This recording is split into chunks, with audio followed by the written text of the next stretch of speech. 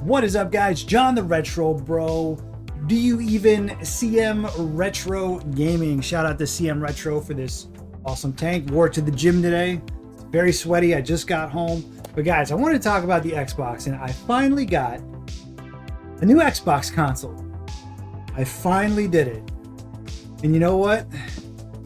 I'm so glad because she's a beauty.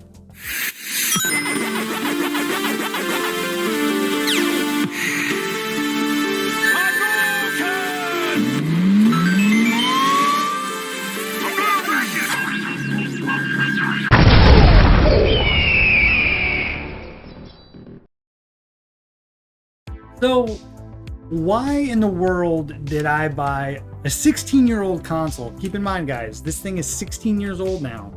Why did I buy a 16-year-old console in 2021? Well, there's a few reasons for it. Now, if you've been around my channel for a while, you've pretty much heard me say it on my live streams. I'm pretty much done with modern gaming.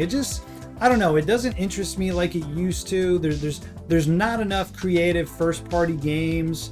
They're all pretty much the same. Ghost of Tsushima was a great game. However, I kind of felt like it was just like every other game. And I felt like having a PS5 was, for me, pretty useless because there wasn't anything on the PS5 that I couldn't play on my PS4, which is still supported, on my PC, which, you know, is always going to be supported. I felt like the new generation just isn't what new generations used to be. And you look at something like the Xbox 360, and you look at the jump from like the original Xbox to the Xbox 360, and it was an awesome generational leap.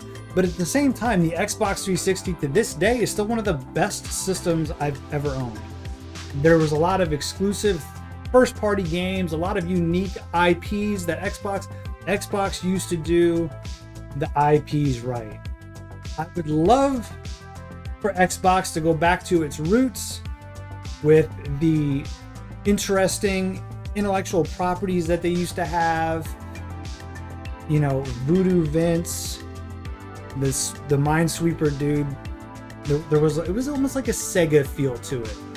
And a couple years ago, my 360 actually red ringed. It was the same model. This is an Elite model with the HDMI. And so one of the reasons why I wanted to get this model was because of my hard drive. I still had the hard drive, and I actually really like this model, and they're incredibly easy to get. They're really cheap.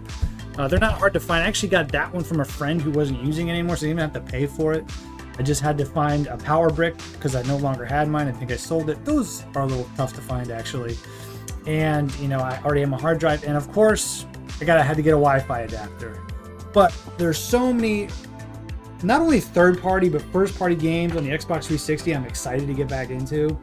One of the reasons why I love the original Xbox is because of the originality of the system. It also had a lot of Sega IPs on it. And let's not forget about how much support the 360 had for the 7th gen. And not only that, but it was the best place to play third-party games as well. So I'm excited to get back into it, guys. Maybe I'll be talking about some games here and there. Cameo, one of my favorite games made by Rare. Hello, Microsoft, wake up. Do you even Rare, bro? Please give us some new Rare IPs. Please. I'm excited to play Cameo. I know I could play it on my Xbox One, but I want to play it on the OG hardware because you guys know the retro consoles, obviously the best place to play it. I don't care, upscale resolution. I want to play it in its original resolution on what it was intended to play it for. So guys, let me know about your favorite games possibly on the 360. I'm definitely going to maybe be streaming some 360 as well. And I just love this sound.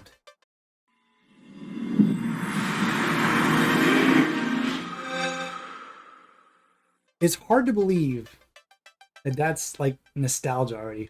Guys, do you even Xbox 360, bro? Leave a comment. Let me know some of your favorite games, and shoot me some recommendations. There's a lot of games I missed on the 360, so I'd love to hear some of your favorites. All right, guys, until next time, do you even retro, bro?